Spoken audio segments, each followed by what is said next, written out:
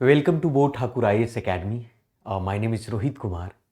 जैसा कि हम सभी जानते हैं कि आज 27 फरवरी सोमवार है और आज का सबसे प्रमुख जो करंट अफेयर जिसकी हम चर्चा करेंगे जो कि आपका the Assam Tribune, the Hindu और इंडियन एक्सप्रेस से लिया गया है।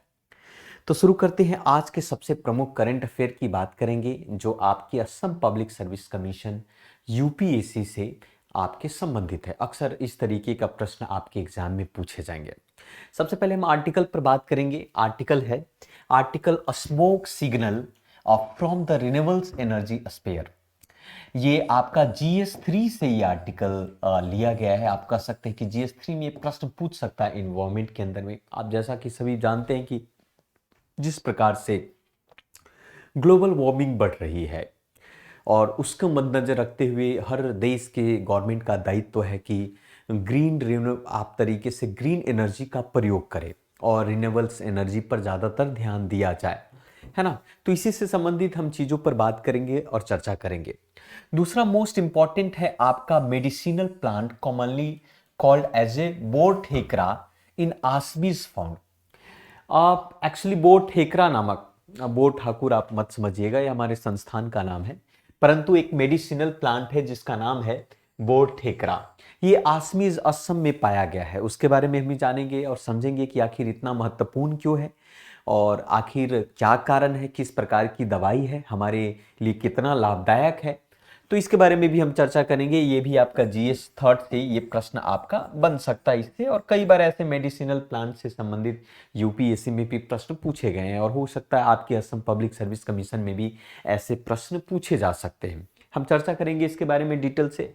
तीसरा जो है ये भी जीएस 3 से ही ये प्रश्न है आपका। हम बात करेंगे नेशनल टाइगर कंजर्वेशन अथॉरिटी के बारे में, जो कि एक स्टैचुअरी बॉडी है भारत सरकार के अंदर में।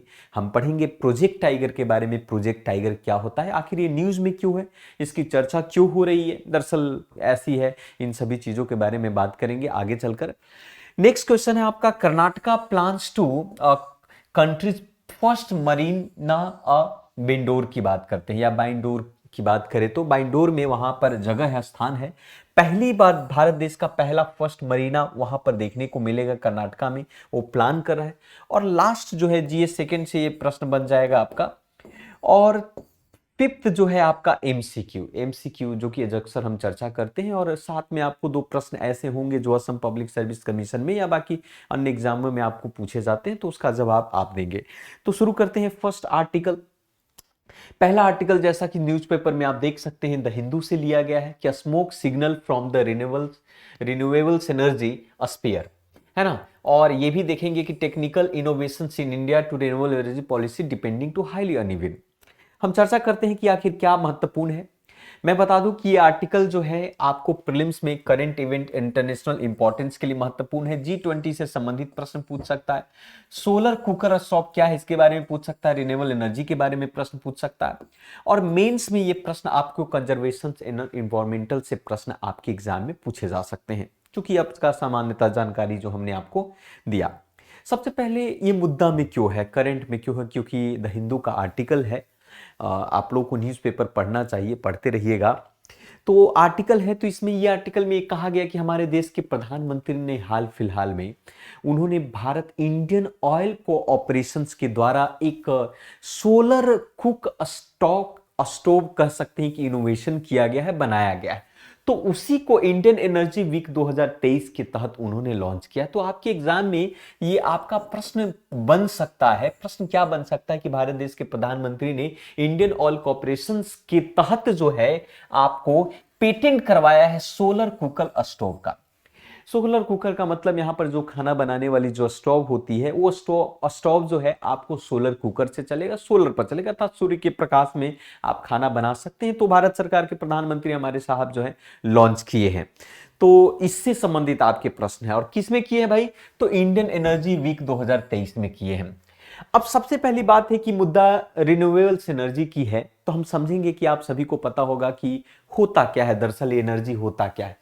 सो रिन्यूएबल्स एनर्जी जो है सिंपल सी बात है जो कभी समाप्त ना हो जाए, सामान्य भाषा में कहे, जैसे उदाहरण के तौर पर कि लो कार्बन, लो जीरो कार्बन फुट प्रिंटिंग वाला हो। मतलब आप कह सकते हैं कि लो और जीरो कार्बन फुट प्रिंटिंग का मतलब ये होता है कि कार्बन का उत्सर्जन ना करते हुए। जैसे उदाहरण के तौर पर अगर बात करें कोयला, आपका कोल है तो कोल आपका नॉन रिन्यूएबल एनर्जी है, कोयला समाप्त हो जाती है, कार्बन का उत्सर्जन बहुत ज्यादा है। आपका लकड़ी जो है रिन्यूएबल, नॉन रिन्यूएबल एनर्जी है, जलाने से कार्बन का उत्सर्जन होता है। लेकिन उदाहरण के तौर पर अगर विंड पावर की बात करें, सोलर पावर की बात करें या बायो एनर्जी की बात करें, आप चाहे आपको हाइड्रो इलेक्ट्रिक एनर्जी की बात करें, हाइड्रो पावर प्लांट की बात करें, ये सभी जो एनर्जी है रिन्यूएबल एनर्जी है जो कार्बन का उत्सर्जन नहीं करता है। सूर्य की प्रकाश जो है असंख्य है, सूर्य की प्रकाश जो है अनलिमिटेड है आपका, जिससे कार्बन का उत्सर्जन नहीं हो रहा, तो रिन्यूएबल एनर्जी के तौर पर उसको हम करेंगे। तो कई बार आपके एग्जाम में सामान्यतः प्रश्न भी पूछे जाते हैं कि रिन्यूएबल एनर्जी इनमें से क्या है, लकड़ी, कोयला और सूर्य के प्रकाश। इस तरीके के प्रश्न आपके एग्जाम में पूछ देंगे असम पब्लिक सर्विस कमीशन में। अब आपने रिन्यूएबल एनर्जी की बात कर ली और आपने समझ भी लिया होगा कि क्या होता है। तो दरअसल मुद्दा जो है आपका सोलर कुक पर है। सोलर कुक स्टोव की बात करते हैं। सोलर कुक स्टोव का मतलब यहां पर होता है कि stove work in the hybrid mode. मतलब स्टोव को इस तरीके से बनाया गया है कि वो सूर्य के प्रकाश के आधार पर भी काम करे और ऑक्सिलरी जो एनर्जी सोर्स है उसके आधार पर काम करे। इलेक्ट्रिसिटी से भी चल जाता हो, बैटरी से भी चल जाता हो। ऑक्सिलरी एनर्जी का मतलब ऑल्टरनेटिव एनर्जी की बात आप कह सकते हैं। और सूर्य के, मान लिया कि सपोज दैट सूर्य की प्रकाश नहीं है, बादल घिरी हुई है और बारिश का मौसम है, सूर्य विलुप्त हो गया था, डिसअपियर हो गए सूर्य, तो ऐसी स्थिति में भोजन तो हमारे लिए अति आवश्यक है। तो इसके लिए क्या कर सकते हैं, तो एक ऑक्सिलरी मेथड हो सकता है कि चलो इलेक्ट्रिसिटी, बिजली उसमें कनेक्ट कर दे और खाना बन जाए। तो ऐसा ही सोलर कुकर आपको बनाया गया है जो आपको सोलर और ऑक्सिलरी एनर्जी सोर्सेस के आधार पर एक साथ चल सकता हो। मतलब ये रिलायबल हो खाना बनाने के लिए, और सभी मौसम, जितनी भी मौसम है, चाहे वो मॉनसून हो, चाहे विंटर हो, चाहे आपका कह सकते समर, सभी मौसम में वो कारगर हो साबित हो। तो ये बनाया गया है और प्रधानमंत्री साहब ने उसको पेटेंट किया है। दरअसल जो यूनियन मिनिस्ट्री जो है हमारे पेट्रोलियम और नेचुरल गैस मिनिस्ट्री, उन्होंने कहा कि एक कैटलिस्ट होगा एक्सेलरेटिंग में लो कार्बन ऑप्शनल के लिए। मतलब कह सकते हैं कि ग्रीन हाइड्रोजन जिस प्रकार से हम लोग बना रहे हैं, जिस प्रकार से कार्बन के उत्सर्जन को कम करने के लिए तरह तरह के मुहिम जो हम चला रहे हैं, तो ये हमारे लिए काफी कारगर साबित हो सकता है सोलर कुकर। क्योंकि भारत देश में तो भाई भोजन तो हर घर में बनता है, चाहे वो सोलर कुकर पर बनो या लकड़ी पर बनो या फिर डंक, काऊ डंक पर बनो या जिस माध्यम से। मेरा मकसद है, हमारा मकसद है कि कार्बन का उत्सर्जन को रोका जाए, ग्लोबल वार्मिंग को रोका जाए, जिस तरीके से क्लाइमेट चेंज हो रहे हैं उसको रोका जाए। तो एक तरीके से प्रमुख भूमिका के तौर पर वो निभाएगी। तो इसकी बात करते हैं। अब सवाल ये है कि इसका यूजेज हम कैसे करते हैं, सोलर कुकर का यूजेज कैसे करते हैं। यूजेज की बात कहा जा रहा है तो ये ट्रांसफॉर्म कुकिंग प्रैक्टिस है आपका। It will save thousands of crore of LPG. जो ऐसा कहा जा रहा है कि जब इसका प्रयोग होगा तो आपको पता है कि हमारे देश में एलपीजी हो या फिर ऑयल हुआ, डीजल हुआ, पेट्रोल, सारे इंपोर्ट किए जाते हैं विदेशों से। जब इंपोर्ट किया जाते हैं तो हमारे भारत देश के जो फॉरेक्स रिजर्व है, उस फॉरेक्स रिजर्व से बहुत सारे अमाउंट पैसे जो है विदेशों में चले जाते हैं। तो इसके इनोवेशन से कह सकते हैं कि भाई हमारा फॉरेक्स रिजर्व में संतुलन बना रहेगा, पैसे कम जाएंगे। दूसरी बात है कि जो थाउजेंड्स करोड़ रुपीस का जो हम मंगवाते हैं, इंपोर्ट करते हैं ऑयल, वो थोड़ा कम हो जाएगा। दूसरी बात है कि कार्बन डाइऑक्साइड का इमिशन जो है काफी कटेगा, इससे बचेगा। और मार्केट कार्बन क्रेडिट में भी काफी चीजें मदद मिलेगी। तो काफी इसका प्रयोग है आपका।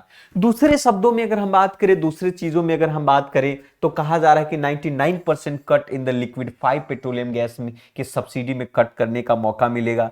लो इनकम हाउस होल्ड वाले भी 2023 के बजट आते आते जो है सोलर कुकर का प्रयोग में लाएंगे। तो हमारे लिए बहुत ही महत्वपूर्ण आपका हो जाता है। अब ये सब चीजें, बातें तो हो गई, बातें के साथ साथ हम इस बात को भी हम समझेंगे कि जो गवर्नमेंट ऑफ इंडिया ने पहले भी ऐसे कई बार प्रयास कर चुकी है। तो कहा जाता है कि government of India earliest attempt to transform thousands आपके हाउस होल्ड्स एनर्जी कंजप्शन। तो इस तरीके के कई बार कोशिश की है, लेकिन ज्यादातर केसों में गवर्नमेंट ऑफ इंडिया इस बात के लिए फेल हो गई है, ये बात मानने वाली है। जैसे उदाहरण के तौर पर देखिए कि solar cooker of the national physical laboratory NPL 1950 हुआ करता था। एक तरीके से ग्रेट अनसर्टेनिटी की बात किया जाए तो food security, energy self sufficient को लेकर। लेकिन इसके साथ कुछ समस्याएं भी है।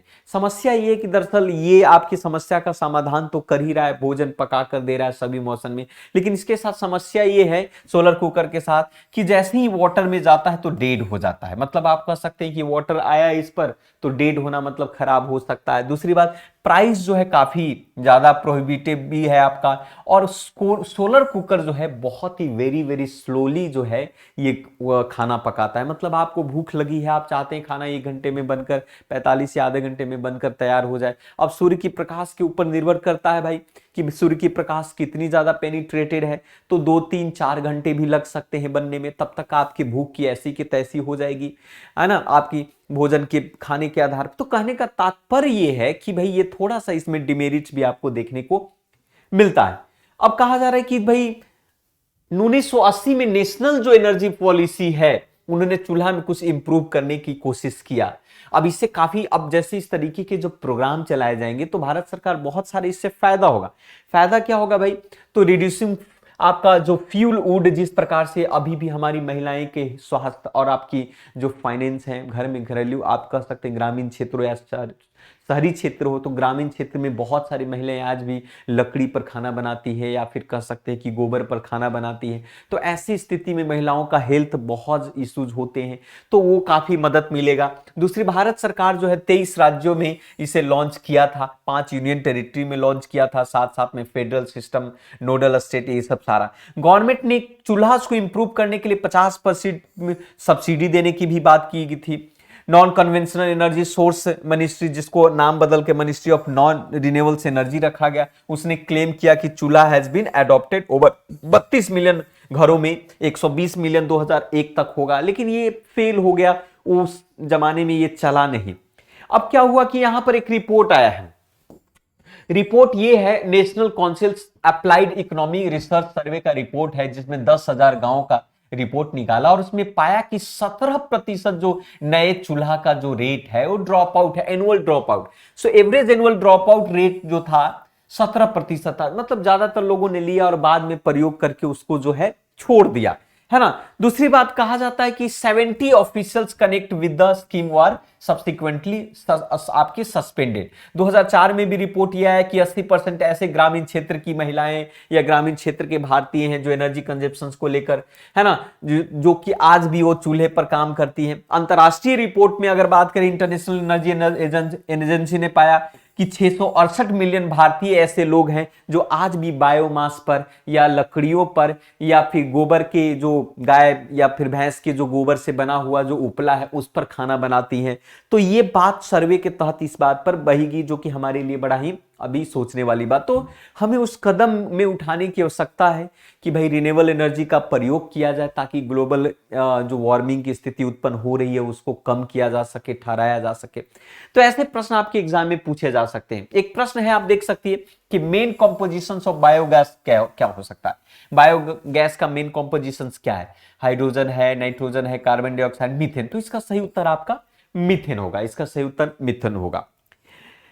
अब एक प्रश्न है, आप कमेंट बॉक्स में लिखिए कि मीथेन का जो है रूप क्या होता, स्ट्रक्चर क्या होता, केमिकल स्ट्रक्चर अगर आप लिख सकते हैं कमेंट बॉक्स में तो आप जरूर कमेंट बॉक्स में राइट करें कि इसका केमिकल स्ट्रक्चर क्या होता है। चलिए आगे हैं कि प्रश्नों पर हम देखते हैं जो हमारे एग्जाम के पॉइंट ऑफ व्यू से जो महत्वपूर्ण है। एक न्यूज है आपका कि in Assam is found to have a cardio protective potential. Assam में एक फल का खोज हुआ, एक ऐसा फल जो आपके हृदय रोग जैसी स्थिति से बचा सकता है। तो इसके बारे में जानेंगे। ज्यादातर इसको बोर ठेकरा कहा जाता है, जैसे हमारा संस्थान बोर ठाकुर है उसी के तर्ज के आधार पर आप कह सकते हैं कि इसका नाम जो है आपका बोर ठेकराज है असम के अंदर में। ये काफी फायदेमंद है, मेडिसिनल प्लांट है आपको, है ना। सो प्रोटेक्टेड फ्रॉम हार्ट डिजीज, जो दिल की बीमारियां से सुरक्षा प्रदान करता है, तो हमारे लिए बड़ा महत्वपूर्ण है। इसके भी चर्चा कर लेते हैं क्योंकि इस तरीके का पेपर में अक्सर पूछा जाता है। तो जैसा कि मैंने बताया कि असम में इसे खोज किया गया, इसका नाम बोर ठेकरा है, याद रखिएगा। एग्जाम में प्रश्न में पूछ सकता है, असम पब्लिक सर्विस कमीशन में ये पूछ सकता है कि बोर ठेकरा है क्या असमीज में। तो एक तरीके से मेडिसिनल प्लांट है। इसको गार्सिना पेडुनकुलेटा भी कहते हैं। साइंटिफिक नाम है, इतना कठिन नहीं, आपके एग्जाम में पूछे जाएंगे, फिर भी आपको एक तरीके से समझ सकते हैं। एक तरीके से एवरग्रीन ट्री की तरह होता है और ये एंडेमिक है, एशिया के ज्यादातर साउथ ईस्टर्न वाले रीजन में ही ये पाया जाता है। तो प्रश्न के तौर पर पूछ सकता है इसके बाद में, जैसे उदाहरण के तौर पर बांग्लादेश हुआ, नॉर्थ ईस्टर्न पार्ट हुआ भारत देश का, जैसे असम, अरुणाचल प्रदेश, इन सभी क्षेत्रों में ये बोर्ड ठेकरा नामक प्लांट पाया जाता है। एक तरीके से सन ड्राइड स्लाइस है आपका, जिसका प्रयोग अगर जिसको आप खाते हैं तो मेडिसिनल पर्पस के लिए इसका बहुत ज्यादा प्रयोग किया जा सकता है। बहुत सारे थेरेपी इसमें यूज कर सकते हैं, जैसे फॉर आपका एंटी इन्फ्लेशनरी आपका हुआ, आपको एंटी बैक्टीरियल्स हुआ, एंटी फंगल्स हुआ, एंटीबायोटिक हुआ, हाइपोलिपिडिक, इस तरीके के जितने भी प्रोटेक्टिव चीजें हैं इसका प्रयोग किया जा सकता है। और इसके प्रयोग करने से जो है एक फल की तरह इसका प्रयोग किया जाता है। जैसे आप सेब खाते हैं, आम खाते हैं, वैसे ही भी इस फल को खाएं, और फल को खाने के बाद जो है आपकी बहुत सारे ऐसी बीमारियां, जो हृदय की बीमारियां हो, कार्डियोलॉजी, ये सब तरीके की जो बीमारियां, उससे आपको निजात मिलता है। तो बड़ा इंपॉर्टेंट है आपका, इसमें हो सकता है कि प्रश्न के तौर पर आपके एग्जाम में पूछे जा सकते हैं। नेक्स्ट न्यूज है आपका जीएस थर्ड का, कहता है according national tiger conservation authority, NTCA की बात है, आप सभी को पता है एनटीसीए एक स्टैच्यूरी बॉडी है। और जैसा कि ये हमारे में न्यूज में महत्वपूर्ण ये इसलिए भी है कि हाल फिलहाल के कुछ महीनों के अंदर में 2023 खास करके जनवरी और फरवरी महीनों में देखा गया तो करीब 30 ऐसे टाइगर जो हैं जो डेथ कर जाता है, मतलब 2 महीने के अंदर में 30 टाइगर का देहांत होता है, अर्थात वो मर जाता है किसी कारणवश। तो इसको लेकर एक रिपोर्ट जारी हुई है, बड़ा इंपॉर्टेंट बात यहां पर देख सकते, सोचने वाली बात है, क्योंकि भाई भारत देश का राष्ट्रीय पशु है टाइगर, है ना, नेशनल सांप का एनिमल है, तो जाहिर सी बात है कि भाई इस पर मुद्दा तो बनेगी है। तो समझते हैं, सबसे पहले एग्जाम में आपके प्रश्न पूछेगा नेशनल टाइगर कंजर्वेशन अथॉरिटी के बारे में कि है क्या दरअसल। ये दरअसल आपको मिनिस्ट्री ऑफ इन्वायरमेंट, फॉरेस्ट और क्लाइमेट चेंज के तहत काम करता है, एक स्टैच्यूरी बॉडी है। स्टैच्यूरी बॉडी का मतलब यहां पर होता है पार्लियामेंट के द्वारा जो है कानून पास किए गए हैं। संविधान में पहले से उसका कोई स्थान नहीं था, पार्लियामेंट ने वो कानून बनाया था जिसका नाम था national tiger conservation authority of India. Ministry of environment climate change के तहत काम करते हैं। स्थापना किया गया था 2006 में, है ना, क्योंकि वाइल्ड लाइफ प्रोटेक्शन एक्ट 1972 के तहत जो है 2006 में इसकी स्थापना की, जिसका मेन मकसद था कि भाई किस प्रकार से प्रोजेक्ट टाइगर को, है ना, लाया जाए, मतलब जो है डायरेक्टिव लाया जाए, आपका अकाउंटेबिलिटी हो, उसकी प्रॉपर तरीके से देख रेख किया जाए, टाइगर से संबंधित प्लान लाया जाए, कमीशन लाया जाए, है ना। ओवरराइट पार्लियामेंट का इस पर काफी ओवरराइट है आपका। तो कहने का तात्पर्य है कि इसके लिए टाइगर रिजर्व बनाना, वाइल्ड लाइफ सेंचुरी बनाना, ये सारे इसके तहत आपको आ जाते हैं, नेशनल टाइगर कंजर्वेशन। तो आपको प्रश्न यही पूछेगा कि किस मंत्रालय के तहत आता है, तो आप कहिएगा कि भाई ministry of environment, forest and climate change के तहत। स्थापना कब हुई है? 2006 में। किस एक्ट के तहत? तो वाइल्ड लाइफ प्रोटेक्शन एक्ट के तहत। और ऑब्जेक्टिव क्या है? ऐसे प्रश्न आपके एग्जाम में अक्सर पूछे जा सकते हैं। अब नेक्स्ट पॉइंट है आपका प्रोजेक्ट टाइगर के बारे में। इससे भी कई बार यूपीएससी प्रश्न पूछती है, असम पब्लिक सर्विस कमीशन भी प्रश्न पूछ सकती है। कहती है कि भाई it is a centrally sponsor scheme है आपका, मिनिस्ट्री ऑफ आपका इन्वायरमेंट, फॉरेस्ट, क्लाइमेट चेंज के तहत। 1 अप्रैल 1973 में इसकी स्थापना की गई थी, लॉन्च किया गया था, जिसका मेन मकसद था टाइगर रेंज स्टेट को बढ़ावा देना और टाइगर को कंजर्व करना, जिसका मेन मकसद था। प्रोजेक्ट टाइगर एक तरीके से लार्जेस्ट स्पीशीज कंजर्वेशन शुरुआत थी दुनिया के अंदर में, जिसमें टाइगर को बचाया जाए। इसके माध्यम से कह सकते हैं नेशनल टाइगर कंजर्वेशन अथॉरिटी के माध्यम से उसको सुपरवाइज किया जाता है। ये ऐसी एजेंसी जो देख रेख करती है, तो इसके लिए प्रोजेक्ट टाइगर आपको आया गया। तो 1973 में प्रोजेक्ट टाइगर भारत के अंदर में आया था, वो भी मिनिस्ट्री ऑफ इन्वायरमेंट के तहत आपका। तो बड़ा इंपॉर्टेंट यहां पर देखने को मिलता है। नेक्स्ट जो लास्ट न्यूज है जिसकी हम चर्चा करने वाले हैं कि कर्नाटका प्लान कर रहा है एक मरीना बनाने के लिए। कर्नाटका का पहला जो है मरीन होगा, और भी कहां में? आपका बिंडोर के अंदर में। बिंडोर एक जगह है आपका कर्नाटका। तो कर्नाटका गवर्नमेंट ने डिसाइड किया कि भाई देश में पहला जो मरीना हम बनाएंगे, मरीना जो दरअसल होगा बोट बेसिन ऑफरिंग डॉकयार्ड होगा आपका, है ना। उडुपी जगह है वहां पर, उडुपी में ही एक बिंडोर्स है आपका। तो उसका मेन मकसद है आपका कर्नाटका में कोस्टल टूरिज्म को प्रमोट करना, कि भाई उसकी जो कोस्टल है, जो तलीय आप कह सकते हैं कि आसपास को जो समुद्र के किनारे वाला जो इलाका है, कोस्टल इलाका, तटीय क्षेत्र कह सकते हैं।